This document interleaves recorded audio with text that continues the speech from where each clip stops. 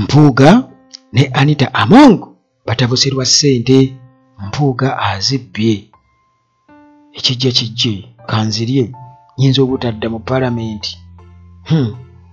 Kakati munnange Museveni entambula ze zitabudde abantu bagamba tezeetaagisa zibakyankalanya ate nga tebalaba makulu gavaamu mu ntambula za Museveni. Bamulaba ku luno oluguudo naluli ne baziggala entakira abantu ne balwisibwawo okubeera nga bagenda okukola emirimu gyabwe bagamba babikooye. Lawyer Opiyo annyonnyodde. Bobi Wine alina ekintu kye yayogedde n'agamba nti eno regimu ya Museveni yeekengera nnyo gwe ne bw'okolola obukolozi ewawamuka okwebuuza kiki ekiriwo era nga abakiwakanya nga bo balowooza nti ssente ze zikola nti opposition bagiwa ssente nti bwe muba musasulwa ate lwaki mukolola. Ekyokulabirako kinyinza okubawa kye kya Busoga era Kadaaga yabadde n'ensonga zitulina okuba nga tuddiriŋŋana oba oliawo abantu bafe okutegeera ebintu ebimu. Gyebaleko gyonna gy'otuusaako engalo Uganda at large nange njebale balamusizzaako mwenna gye muli mwekwesese bwe ntyo gye ndi nnyo nga bulijjo. Kakati munnange obutakulwisa nga bw'osubscribinga era nga bw'onyiga notification bell munnange shayaringako ne banno emboozi eno ntandikirewa. Kakati tutandikire ku Mpuuga ono. Mpuuga ne Anita Among munnange ebyama bimaze okubeera nga bizuuka bano batabuse dda era nga kigambibwa okuba nti Mpuuga alina akasente ke yeezibika anti ssente si kyekintu ekyangu ennyo muganda wange. Emikwano gikyankalanyirwa ssente. Fiire Bongo yayimba n'agamba nti ssente yekazaala bulwa ate era owomuze gwe muganda wange bagamba nti akaze kafiira ku mugumba. Kakati munnange okutabuka kuno wakati wa former political allies ab'omukwano ababiri era nga baali balinnya mu kimu Mathias Mpuuga ne Speaker wa Palamenti Anita Among bwe kutyo munnange ate kukutte ekkubo lyoyinza okugamba nti lijjudde katemba omuyitirivu ennyo oluvannyuma lw'ebyo bye tutegedde nti waliwo financial misconduct. Nja kuzirya tojja kuzirya oziridde kale kansirike nkome ekitiibwa kyange naye weebale nnyo kale maama mu ngeri efaanaganako bwetyo. Kakati munnange reports okusinziira ku nsonda zitugamba nti Mpuuga mbu ono alina akasente ke yafuna okuva eri General Museveni era nga kano kaali ka programu bu development assistance DA programu era nga kigambibwa okuba nti yafuna omusimbe muyitirivu nnyo okuva eri General Museveni naye n'alemererwa okubeera nga agabana ne Anita Among ate nga munnange ono yamubeererawo nnyo ebbanga lyonna mukimanyi bulungi nnyo. Kale munnange mu ngeri eya buli omu okusika nga azza gy'ali nga ateeka mu nsawo ye era nga talina mutima anti jjukira emitima gy'abava dda wano mu bifuba gyadda mu nsawo zaabwe. Kakati munnange ensonda zitugamba nti Among yakola kinene nnyo okulaba nga ssente zino zivaayo eri General Museveni era munenga amaze okubeera ng'aluka buli kimu. Mpuuga n'amusidelininga, Mpuuga n'amulyamu olukwe n'amusindisa luti n'atwala akasente kangi nnyo Mpuuga nga bw'onoogamba nti oli ye boosi wo era abaze akasente kayitire mu gwe n'okwatako bwakabalagala n'omuwa n'omugabirako. Kwatayo okwo gw'oli mukazi ogenda zikozesa ki? Kaakati muganda ne mu mbeera y'okunyooma bwetyo obunkeke bw'amaanyi nnyo mu makkati g'abano ababiri. Mpuuga nakugambako gye buvuddeko nti tebimutambulidde bulungi nnyo kubanga buli kaseera alabika ng'atomera, alabika ng'ayokya mu buli mbeera yonna. kubanga bano ababiri twabalaba nga kubasaza mu kabu naye bwe twogerera essaawa eno muganda wange akasimbi kabatabudde. Anti munnange bagamba nti wali omukka tewabula muliro oyinza okuwakana naye olede gabeera gamaze okubeera nga gafuluma.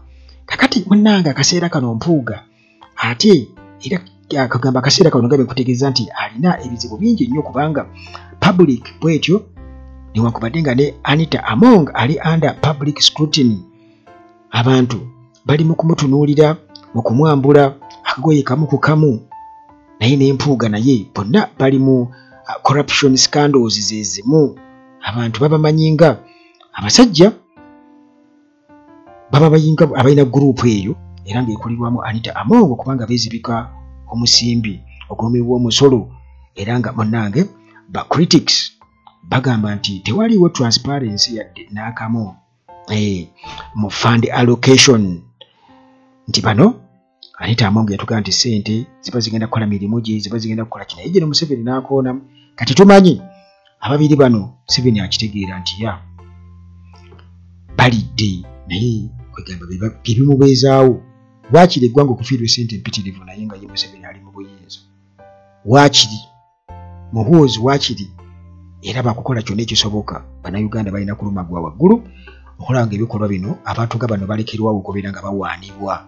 Buli wabalaga mubagamba tetwagala kuwuliriza naazino obulungi kale bava mu ddiiro muleke kutulaga nti mwe balungi mwekka kubanga ate muzibira abalala oba oli awo ababasingako kubanga Qur'ani yagamba nti emabega w'omumanyi waliwo omuki omumanyi nti goba oli awo naye mabega waliwo ate amanyi okukusingako.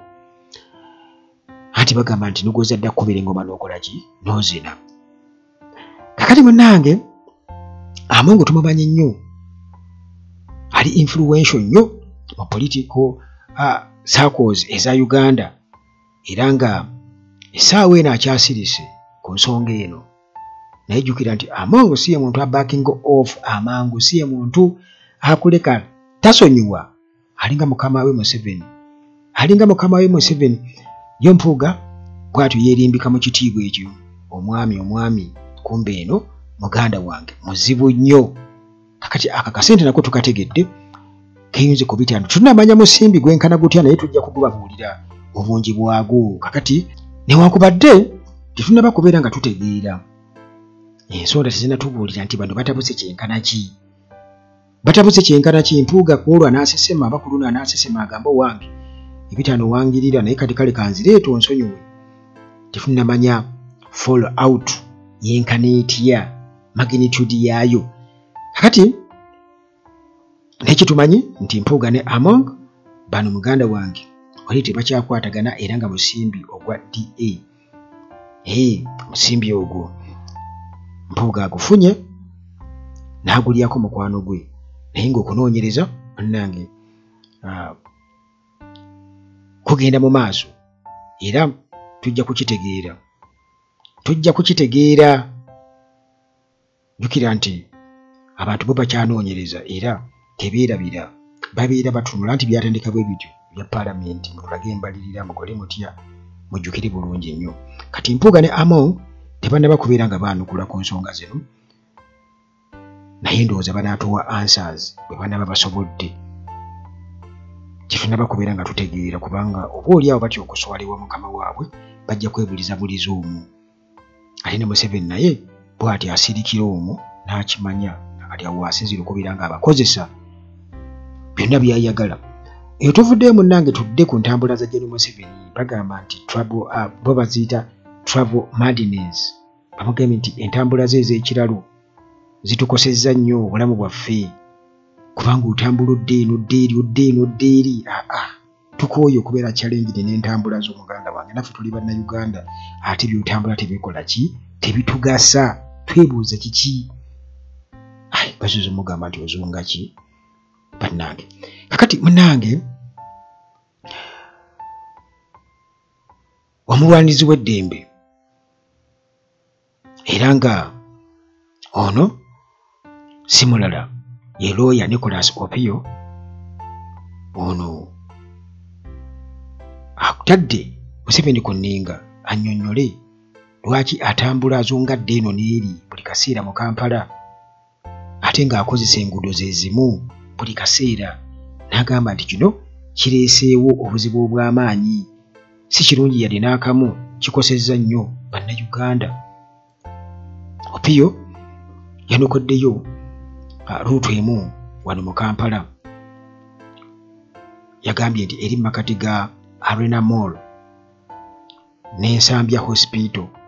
N'agamba nti eno eri less than a kilometer naye efuuse ekizibu muganda wange eri abantu b'esayidi zeeyo, kubanga n'abagenyi basusse okubeera nga bagiyitako. N'agamba nti road blocks buli kaseera babeera baziteekawo, traffic, emmotoka oba akalipagano k'emmotoka obulipagano ne bulabika nga busukka mu Kampala, naddala nga Museveni atambula. Kati kino negatively ki-impactinze ku bantu, obulamu bwabwe obwa bulijjo kibakosezza nnyo, era n'ebyenfuna nabyo ne byongera okubeera nga birinyibwamu eggere. Jjukira nti abantu singa bagezaako okubeera nga beekalakasa mu neekalakasa ey'emirembe, batera tugamba nti mugenda kyankalanya emirimu mu Kampala, abantu bali mu kwekolera, naye ng'ate ensonga abantu ze bayisaawo ze ziruma abantu abo abakola. Kati mu Kampala osobola okuggulawo edduuka ebiseera biri nga Besigye yeekalakaasa essaawa y'akakati, oyinza okuba nga waliggala dda, watambula dda kuba ensonga ze yali ayogerako ate zaakugoba mu kibuga, naye luli wali ofunayo akatonotono ng'olaba ngaawe yamala ebiseera. Mutuleke fe abakola tukolera nga babajuliza bwe batyo ti mama mwekolere, mukole muve mu bino mukole, naye ogenda kukola for how long? Awo bapulaaningirawo omuntu omulala agenda okujja akukikinge off, kubanga ye alina ssente eziteekebwamu ne bw'aba takola magoba ate nga ziva ku ssente ze z'omuwa omusolo. Akati lawyer Nicholas Opiyo yagambye nti baganda bange, Museveni atutamizza entambula ze, nti ate embeera oba oliawe esuubira n'okubeera nti nno esukkawo titumanyi kiki abeera atya, ti entebe bayinza okunkuba kanziruke nzire Nakasero, bayinza okunkuba kanzire eno, tetumanyi. Kakati yakiyita travel madness, kutambula okw'ekiralo, tikukosezza obulamu bw'abantu bangi nnyo n'ebyenfuna. Naye nga abantu nabo beebuuze bagamba nti kituufu Uganda tesobola kubeera nga tedevelopinga nga ssente z'omusolo zisaasaanyizibwa bwe zityo, kubanga buli bw'atambula Museveni atambulira ku budget, era mu nsi ezikyakula tuyinza okulwawo okutuukayo. Era bagamba nti gwe bw'otuuka wano ku Mulago Road ng'okonnekitinga ku Bwayiise, bagamba nti ate awo kiri waasi, nti bw'ataba mukyala nga yayitawo, maama yayitawo, mutabani yabeera ayitawo, ate bayitawo n'ebimotoka bingi nnyo, ekya toilet kigoberera n'ebirala. Kakati nti abantu baba bayimiriza okumala essaawa 40, ate Museveni bw'aba anaatera okuyitawo ne netiwaka ku masimu tekuba, bazijjako ayina ekimotoka ekyo ekijjako netiwaka. Kakati muyimirira awo eddakiika 40, abaana b'essomero, abatambuze ba pedestrians, bonna muganda wange nga balinze omuntu omu bwe ati Museveni yatuuka n'okwetonda n'aga nti ate okumubalula ati nti okunkuba lwaki gwokkiriza okubeerawo abantu bakwetamwe bakyuke n'okuba nga olowooza nti bayinza okukukuba. Akati munnange Museveni entambula ze zireese ebizibu bingi nnyo, era nga abantu bagamba tebafunamu. Bagamba nti abalwadde abagenda Ensambya mu ddwaliro nabo baluguddemu, kubanga kati bano bafuuse victim olw'embeera nti oluguudo olwo lukozesebwa nnyo. Museveni yali badde atuulamu oba yali badde akozesa helicopter. Kakati bagamba nti ku Nile Avenue nga ogenda ku Wasis Mall roundabout, bagamba nti awo n'abantu ab'ebigere tebabakkiriza kutambula, lwakuba nti Museveni ajja okuyitawo akozesa oluguudo olwo. Kale wegamba abantu ne babeera nga beewuunyiza ddala, babalindisa ebbanga ddene nnyo, bodaboda ne baziyimiriza, beebuuza lwaki teyeebaka ntebe. Emyaka 40 akyatya abantu atyo okumukuba yebaka entebe abeere ate naye atyayo adduka nalina kasa ate nayo bwatyo bagenda kunkuba wano bayinza okuba kati nduddewo nnyo wano bakimanyi ndi wano kangende entebe bakitegedde ndi eno kakati munnange okukyankanyizibwa kungi nnyo Museveni yali badde atuula awo Mukama n'amulamula babira bamubalula si musango gwaffe kubanga naffe tuba tunaye tutambula tuzunga kunoonya ssente naye embeera munnange yafutabula era abantu bagamba nti Museveni yandibadde atuulako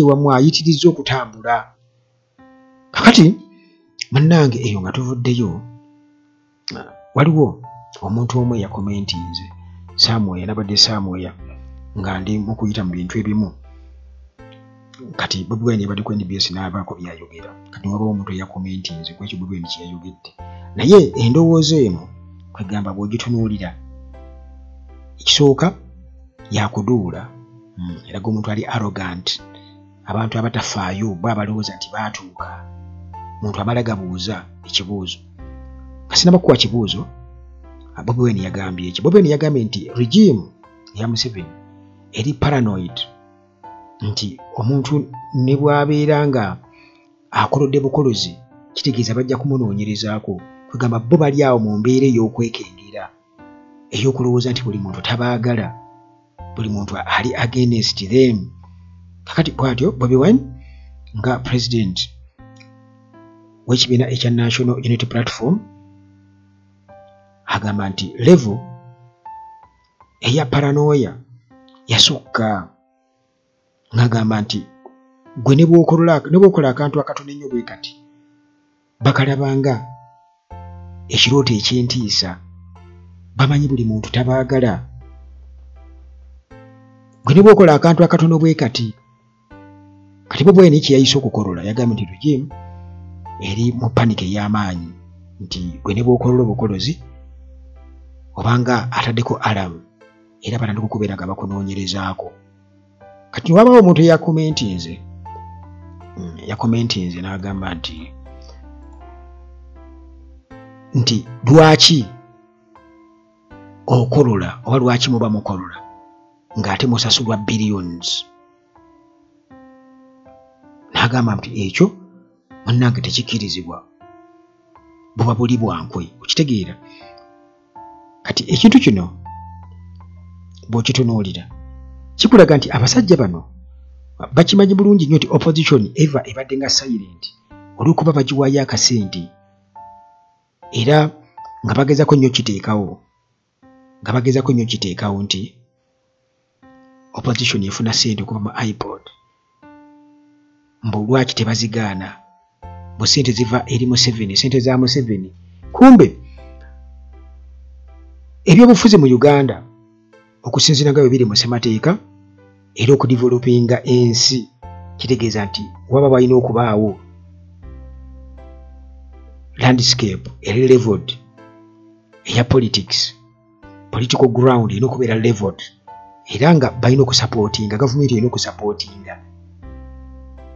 ebyobufuzi kati bwe tuba tuli multi-party system kitegeeza constitution eba erambise bulungi ennyo ensonga ngeri gyezirina okubeera nga zitambuzibwamu kitegeeza nti walina okubaawo okufaaninga ebibiina by'obufuzi ebyo naddala okusinziira ku babaka be balina mu paalamenti okusobola okubeera nti nno abakulembeze abapya ekisooka bajja ku ssiini kubanga ebibiina by'obufuzi bino bizuula abavubuka ab'embavu ne bibaleeta mu kazannyo k'ebyobufuzi kubanga si ka buli omu ekisooka kubanga keetagamu nnyo common sense kakati abantu abo babeera beetaagibwa so nga ate Museveni naye kennyini naye product w'ekyo kubanga tugambe yaliko mu DP yaliko mu UPC era obote yakola kinene nnyo okuleeta Museveni naye Museveni ekyewuunyisa ate yina akutegeeza nti ayagala nga bwe yajja mu buyinza n'agamba nti ffenna tuli mu movement mu ngeri y'okufera kakati era bw'atyo bwe yategeeza mbu 2020 tewagenda kubeerawo bibiina bya bufuzi agenda kuba byonna abyonoonye kiba kitegeeza tewagenda kubeerawo competition alina kyayagala otuteekamu tutambulire omwo nga bwe yakireeta ki movement tutambulire mu movement fena tule mu movement kooti kye yakuba ne bakola ki ne bakigoba kale kwegamba nti bano abantu bakimanyi bulungi nnyo nti bewa opposition ssente tebagiwadde ssente tebabasuubira kuwugira babasuubira okuba nti bagenda kunyumirwa babeeraawo mu opposition bo tebavaamu tofula ng'omuntu abuuza nti why cough when you are paid billions it's unacceptable it's pure hypocrisy okitegeera ekintu ng'ekyo omuntu bw'atyo waba yeewuliriza muganda wange naye kennyini bw'abanga ategeera asobola okubeera nga wabula nange neetya kati nze ayogedde ekyo kati ekintu ekyo kikulu nnyo naye nga gwe bw'oba tonnakitegeera nti gyemiranga kati gyetuwulira e Busoga kubanga Kadaaga gye buvuddeko yakava okubeera nga munnange ayogera ebigambo ebireeseewo obunkenke obw'amaanyi ennyo ng'ayogera ku Kyabazinga Busoga ne Kyabazinga nti ono yawambibwa Kyabazinga yakola ki yawambibwa nti gw'oyinza obiwakanya oba okubikkiriza naye ntera okubagamba nti wabula omukka tewakola ki tewabula muliro tewabula muliro kubanga ono first deputy prime minister era minister owa East African Community Affairs Miss Rebecca alitwala Kadaaga nga amaze okubeera nga atutegeeza nti Busoga sub-region Kyabazinga baamumaamulako dda baamu-overthrowing baamumaamulako ku bwa Kyabazinga okuwakana kuba kuwakana naye kati tulinze kulinda kulaba Kyabazinga ddala akyaliko kakati ensonga eno nga tutegeeza nti Kyabazinga baamumaamulako dda ku bwa Kyabazinga oba kyali kibadde wano mu Buganda Kabaka Mwanga naye baamumaamulako n'agenda n'awangagukira eyo e Bunyoro era gye yafiira yatuuka n'okukomawo nga baamusikiza dda omuntu omulala era waliwo sitole enene nnyo nti weebuuza nti lwaki omwana ow'omwaka ogumu gwe baateekako ate nga waliwo abalangira abalala mu mbiri endala kitegeera omwana ono omwaka ogumu ekyebuuzibwa yali wa Kabaka Mwanga oba twogera ku Chwa kakati ebyo byonna bikyali awo muganda wange omanyi ensonga ezo nazo mpanvu nnyo lwaki Katikkiro Kaggwa yakikola bw'atyo era bwe bagamba nti kati bakyali kibaddewo baga nti Katikkiro kati nga Katuukiro wa Busoga nti asobola okuba nga yali mu munno olukwe gwe n'owakana byali bibaddewo na wano mu Buganda kisobola okudda bwa history yeddamu lwakuba nti abantu babiramu naye tebabimanyi era bajja kuddawo bawakane kakati munnange Kadaaga essaawa eno nga Kamuli district man MP bw'atyo newankubadde ng'agamba nti obwa Kyabazinga bamulyamu olukwe kubanga bali mu kusuusuwaza abalabe be ate era nga abalabe be bawagirwa Anita Among nga baagala okubeera nga bamugoba mu Busoga naye ye agamba nti ekituufu kiri nti obwa Kyabazinga tebukyaliwo Kyabazinga baamugoba baamumaamula ku ntebe kakati Katuukiro era Prime Minister Dr. Joseph Muvawala ono nga gye buvuddeko baatutegeeza nti munnange yakwata mu nva za Kyabazinga era obukakafu ne buvaayo kubanga already essimu gye baakuba nga bagala munnamawulire alekerawo okubyogera ye kennyini oli gwe baasindika omubaka waabwe yakakasa munnamawulire nti bituufu naye tetwagala bikole ki bigoyinge public babyagala mukyamba muweeyo kasente asirike kakati munnange Katuukiro Muvawala yatutegeeza natugamba nti akaseera katuufu nga katuuse nga bamaze okubeera nga beebuuza ku Kabaka ku Kyabazinga mbu bagenda kuba munnange baditamininga oba ddala wanaabaawo okwetaagisa okukola formal response okuddamu ku ebyo Kadaaga byeyogedde bakaseera katuufu nga katuuse era bw'atyo n'agamba nti ajja tukiipinga in copy of the kingdom's response tujja kuba tubimanya nti oba ddala waliwo okuwamba obwa Kyabazinga nga Kadaga bw'agamba. Dr. Muvawala bw'atumya tugambye nti ye talina kubeera ng'ekyakiwulirako takimanyiiko era talinaawo comment ku ebyo, talinaawo comment.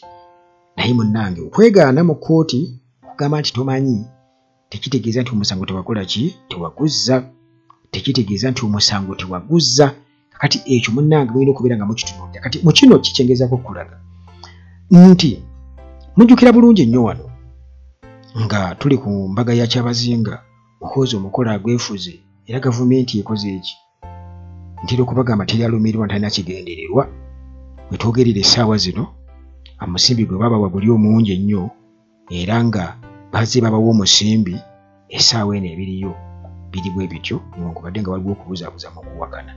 Kakati ne ssente ezo gavumenti ze bagamba mbuzeewa aba opposition nti gwe tolowooza nti tebalina kigendererwa era ekigendererwa kirikyo nti mwe musirike temwogera naye ng'ate mbu temwogera nga basinziira ku ssente zammwe mmwe ng'abawi b'omusolo kwe baagala obbasayira ensingira.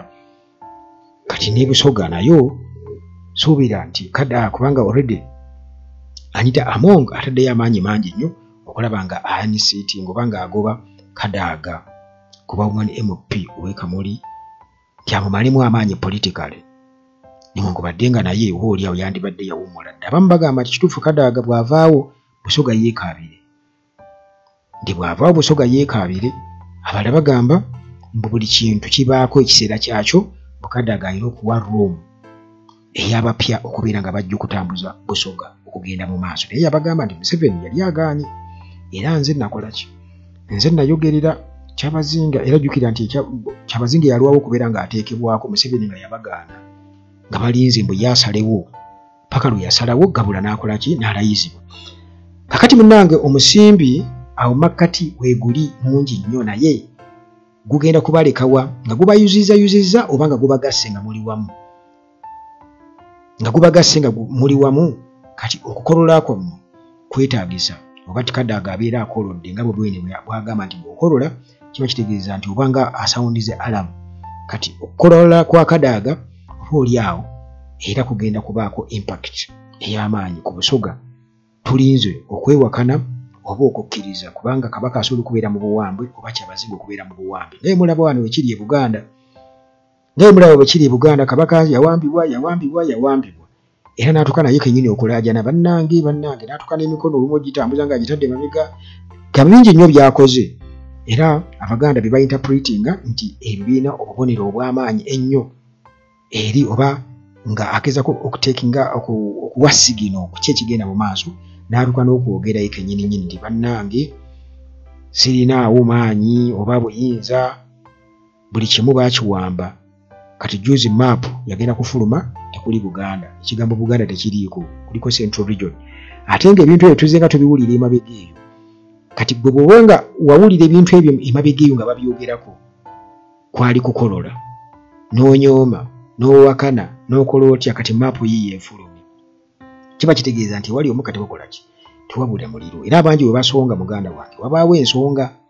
Kale munnange ebyo bye bitonotono bye nsobodde okubeera nga munnange nkuyitiramu tusinkana ate mu mboozi era still wano ku Uganda at large nnyingi nnyo. Mukama Katonda akuume, mwebale nnyo okumpuliriza.